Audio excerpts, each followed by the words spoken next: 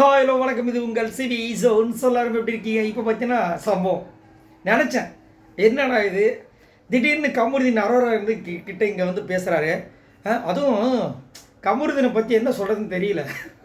வந்தால் ஒரே extreme level தான், திட்டினா ஒரே எக்ஸ்ட்ரீம் லெவல் தான், அழுதா ஒரே எக்ஸ்ட்ரீம் லெவல் தான். ஏன் ஒரு நார்மலைஸாக உங்கள் லைஃப்பில் இருக்காதா அப்படின்ற மாதிரி இருக்குது. என்னென்னா இப்போ வந்து விஜய் பார்வதி தனியாக 2 வாரம் ஒரு முடிவு எடுத்து சூப்பராக வந்துட்டு அவங்களுடைய கேமை கொடுத்துட்டு இருந்தாங்க. சாண்ட்ரா பக்கம் போயிருந்தாங்க, நல்லா அழகாக பண்ணிட்டு இருந்தாங்க.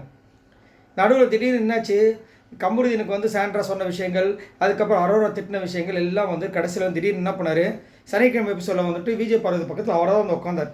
இவங்க போய் உட்காரல, ஏன்னா அவங்க கண்டுக்கலை. சரிங்களா, உட்காந்தாரு, பேசினார். அதுக்கப்புறம் ஒரு சின்ன டீலை போட்டார். அங்கே நடக்கிற விஷயத்தை இங்கே சொல்ல மாட்டேன், இங்கே நடக்கிற விஷயத்தை அங்கே சொல்ல மாட்டேன். அப்போ அவங்களும் சொல்லியிருப்பாங்க, நீ வந்து கொஞ்சம் ஸ்பேஸ் கொடு அப்படி சொல்லியிருப்பாங்க. எனக்கும் அவளுக்கும் ஸ்பேஸ் கொடு, எனக்காக நீ உன் ஃப்ரெண்ட்ஷிப்பை விட்டு கொடுக்க வேணாம் தான் சொல்லியிருப்பாங்க விஜய் பார்வதி. அதுக்கப்புறம் நேற்று பேசியிருப்பாங்க. நேற்று வந்து அவர் நல்லா நெருக்கமாக பேசுனதுக்கப்புறமா அவங்க சொல்லியிருப்பாங்க, நீங்கள் இந்த மாதிரி வந்து நீ வந்து வெறுப்பேற்றுறீங்களே, இது நல்லா இருக்கா? இப்போ ஒரு அண்டர்ஸ்டாண்டிங் வந்ததுக்கப்புறம் சொல்லுவாங்களே, சாரி இனிமேல் நான் அப்படி பண்ண மாட்டேன். எப்படி வந்து அரோராக்கில் சொன்னார், அதே மாதிரி இங்கேயும் சொல்கிறாரு. நடந்துச்சா நைட்டு வேறு ரொம்ப நேரம் பேசுனாங்க. அதுக்கப்புறம் சில டிசிஷன்ஸ்லாம் எடுத்தாங்க. இந்த மாதிரி அந்த வைல்ட் கார்டு என்ட்ரி கூடலாம் வந்து கூட்டு வச்சுக்கூடாது, அவங்க ரொம்ப நம்மளை யூஸ் பண்ணுற மாதிரி இருக்குது. அப்புறம் திவ்யா பற்றி சொல்லியிருப்பார், சாண்ட்ரா பற்றி சொல்லியிருப்பார், எல்லாத்தையும் சொல்லியிருப்பார். மனசு விட்டு பேசுனாங்களா, அதில் வேறு ஒருத்தங்க வேறு கமெண்ட்ஸ் வேறு. அவங்க 2 பேரும் ஸ்மோக்கிங் ரூம் போனாங்களே, அதை நீங்கள் கவனிச்சுங்கன்னு. அது கீழேயே ஒருத்தங்க அவங்க போகவே இல்லையா, விஜய் பார்வதி கானாவனத்தும் கமருதீனும் உள்ளே போனாங்கன்ட்டு. எந்த மாதிரிலாம் போகுது பாருங்க. ரைட், இப்படிலாம் போச்சு. காலையில் திடீர்னு பார்த்தீங்கன்னா கமருதீன் வந்துட்டு இல்லை இது செட் ஆகாது நம்மளுக்குன்றாரு. என்னையா நடக்குது? இல்லை எனக்கு புரியல. அந்த பொண்ணு சிவனேன்னு உட்காந்துட்ருக்கு. அந்த பொண்ணு என்ன பண்ணுறீங்க, அரோரா வச்சு வெறுப்பேற்றுறீங்க, ஜாலியாக கலாய்க்கிறீங்க. அதுக்கப்புறம் அரோரா கிட்ட வந்து ஏதாவது ஃப்ளாஸ் தெரிஞ்சிச்சா, இல்லை வந்து அங்கே வந்துட்டு கொஞ்சம் வந்து போர் அடிக்குதான்னு தெரில. உடனே இந்த பக்கம் வரீங்க. இந்த பக்கம் வந்து ஒரு 2 நாள் வந்து அந்த அம்மா கிட்ட பேசுகிறீங்க, நல்லா பழகுறீங்க. அப்புறம் கன்னத்தை கிள்றது, இந்த மாதிரி வேலையெல்லாம் பண்ணுறீங்க. அப்புறம் காலையில் வந்து என்ன பண்ணுறாரு, உனக்கு எனக்கு செட் ஆகுதுன்னு நினைக்கிறேன், என் நண்பன் வந்து சொன்னது எனக்கு ரொம்ப இப்போ தோணுது. என்ன சொன்னாராம், என்ன நீ உள்ளே போகும்போது சொன்னார்ல ரேஷன் கார்டு தான் வாங்க போனேன்னு, அது கரெக்டான வேர்டு. ஏன்னா இவர் வந்து சுற்றி வந்து எப்பயுமே ஒரு பெண் இல்லை 2 பெண் இருக்கணும்னு நினைக்கிறார். முதலேருந்தே பார்த்தீங்கன்னா அது நல்லாவே தெரியும். அந்த விஷயத்தை வந்து சொல்கிறார், எனக்கு போக பார்த்தா நான் ரேஷன் கார்டு வாங்க வந்த மாதிரி தான் பண்ணிகிட்ருக்கேன். அதே மாதிரி என் ஃப்ரெண்டு சொல்கிறான், அவன் வந்துட்டு ரூத்லெஸ்ஸாக இறக்கமற்ற மாதிரி ஒரு சில விஷயங்கள்லாம் பண்ணும்போது நீ அவள் கூட இருக்கும்போது உன்னுடைய விஷயமும் அப்படி தான் பாதிக்குதுன்னு சொன்னாங்களாம். இதெல்லாம் நம்மளுக்கு காமிக்கல, அவன் மேபி அதிகப்படியாக பேசியிருப்பாங்கல்ல, ஸோ கட் பண்ணி தான் நம்மளுக்கு போடுறாங்க அப்படின்னு சொல்லியிருக்காங்களாம். இதை வந்து நீங்களே ஆல்ரெடி அன்றைக்கி வந்து நம்ம அரோரா வந்து உங்ககிட்ட சொல்லும்போதே நீங்கள் வந்து செருப்பு கூட காமிச்சிருப்பீங்கள்ல, அப்போ உங்களுக்கு பிடிக்கல தானே, அப்புறம் எதுக்கு நீங்கள் பேசுகிறீங்க? ஸோ இவர் வந்து இனிமேல் வந்து ஆற்றுல ஒரு கால் சேத்துல ஒரு கால் இருக்குது, அது ரொம்ப தப்பு. ஏன்னா ஒன்று சரி ஓகே, இவங்களை நான் லவ் பண்ணுறேன், இவங்க கூட இருக்க போகிறேன், இல்லையா எனக்கு பிடிக்கல நான் அரோரா கூட இருக்க போகிறேன், இல்லையா நான் தனியாக கேம் விளாட போகிறேன், முடிஞ்சு போச்சு. ஒரு டிசிஷன் எடுக்கிறதுக்கு என்னென்ன வேலை பண்ணுறாரு பாருங்க.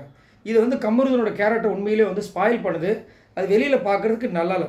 இவர் வந்து இப்போ வந்து ஆக்சுவலாக வந்து அரோரா கேம் விளாட்றாங்கன்ற மாதிரி நம்ம போயிட்டு இருந்தாலும், அரோராவை விட அதிகப்படியான கேம் விளாட்றது யாருன்னா கமருதீன் மட்டும் தான். ஏன்னா வினோத்தே ஒரு இடத்துல சொல்கிறாரு, அவன் வந்துட்டு இதை யோசிக்க மாட்டான், எனக்கே வந்துட்டு ஒரு மாதிரி திடீர்னு பார்த்தா என் கிட்ட தான் வந்து சொன்னான், அன்றைக்கி நீயும் வந்து அமித்தை வந்து பேசும்போது எனக்கு பொசசிவாக இருக்குன்னு சொல்கிறான். ஸோ அவனுக்குள்ளே ஒரு ஃபீலிங்ஸ் இருக்குன்றத கானாவனர் சொல்கிறாரு.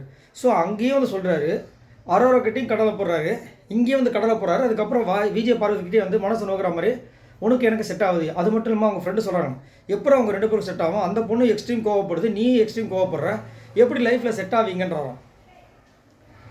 அவங்க சொல்கிறத கேட்குற ஆளாக இருந்தால் நீங்கள் எதுக்கு முதல்ல இந்த விஜய் பார்வதி லவ் பண்ணுறீங்க? அவர்கிட்டயே வந்துட்டு நான் எந்த பொண்ணை லவ் பண்ணுறேன், நீயா கொஞ்சம் கை காமி, நான் லவ் பண்ணு சொல்லிட்டு போக வேண்டியதானே. இது எப்படின்னா பச்சையாக தெரியுது, நல்லா நடிக்கிறார் கமருதி.